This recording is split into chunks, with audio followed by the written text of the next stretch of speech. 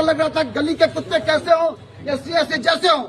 आज जब ओबीसी की बात आई है, क्योंकि उनको प्रॉब्लम एससी से नहीं है, उनको सबसे ज्यादा प्रॉब्लम ओबीसी से है।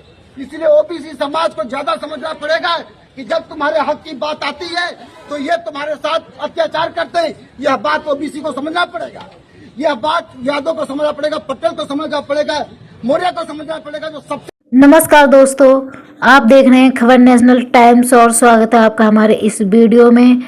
तो देखिएगा यूजीसी को लेकर किस तरह से विरोध प्रदर्शन चल रहा है और सुप्रीम कोर्ट के आदेश के विरुद्ध लोग, स्टूडेंट्स, प्रोफेसर और वकील सभी एकजुट होकर सड़कों पर उतर रहे हैं और कह रहे हैं कि यूजीसी एक्ट वापस लाओ। जी हाँ, ये सभी के लिए बहुत आवश्यक एकजुट होने का मौका आ गया है। सभी ओबीसी, एसटी, एससी वालों को सभी के लिए ये अपील है कि सभी एकजुट हो जाएं और अपने यूजीसी एक्ट को वापस लाएं।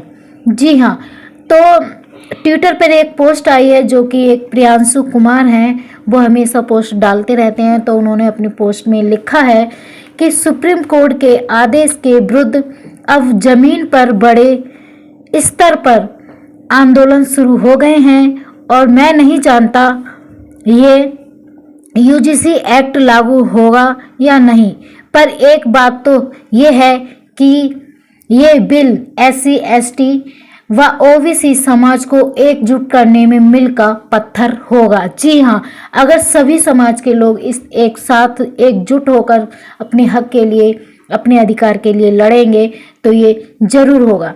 तो इसी पर एक वीडियो भी डाली है उन्होंने, जो कि वकील हैं, वकीलों ने एकजुट होकर ओबीसी समाज के लिए एक संदेश दिया है और उन्होंने इस वीडियो में क्या बोला है, इस वीडियो को लास्ट तक जरूर देखिएगा और इस वीडियो के देखने के बाद अपने कमेंट बॉक्स में अपनी राय जरूर बताइएगा और हमारे चैनल को सब्सक्राइब करिएगा, लाइक करिएगा और कमेंट करिएगा।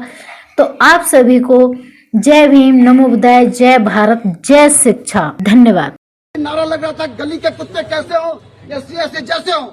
आज जब ओबीसी की बात आई है, क्योंकि उनको प्रॉब्लम एससी से नहीं है, उनको सबसे ज्यादा प्रॉब्लम ओबीसी से है।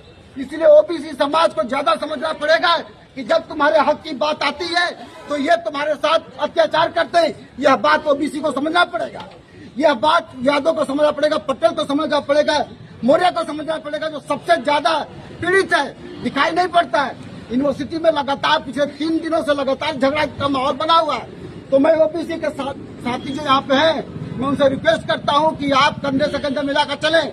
आज सुप्रीम कोर्ट ने अगर हिम्मत की है इसको वापस लेने का, तो ये हमारा लड़ाई का, हमारे कहेंगे कमजोर लड़ाई थी, इसलिए उसने ऐसा किया। नहीं तो जब से ओबीसी का बात आई है, जब से यूजीसी की बात आई है, देखिए ब्राह्मण समाज, एक समाज, क्षत्रिय की बात नहीं कर रहा हूँ मैं, क्षत्रिय की बात नहीं कर रहा हूँ, मौर्य की बात नहीं कर रहा हूँ, लाला की बात नहीं कर रहा हूँ। ज्यादातर ब्राह्मण समाज के बच्चे, ब्राह्मण समाज के नेता और ब्राह्मण समाज के लोग ही इसको अगुवाई कर रहे हैं। क्षत्रिय बात समझ ले, लाला ये बात समझ ले कि वो भी हिंदू नहीं है, उनके साथ अत्याचार किया जाता है, बात समझने की जरूरत है। मैं ये कहना चाहता हूँ कि ब्राह्मण को छोड़कर बाकी कोई हिंदू नहीं है, ये क्लियर कट समझना चाहिए। लेकिन हम लोग इस जो हिंदूवाद की लड़ाई है उसको समझ नहीं पाते हैं। साथ ही आज यूजीसी को विड्रॉल किया गया है। मैं आप लोगों से कहना चाहता हूं कि आप सभी लोग मिलकर रहिए, हम इस यूजीसी कानून को लागू करवाएंगे और नहीं तो आर पार की लड़ाई हो जाने दीजिए। इस बार आर पार की लड़ाई होगी, तभी जाकर के यहाँ पे 3.5% लोगों को समझ में आएगा। इसी बात के साथ जय भीम, जय भारत।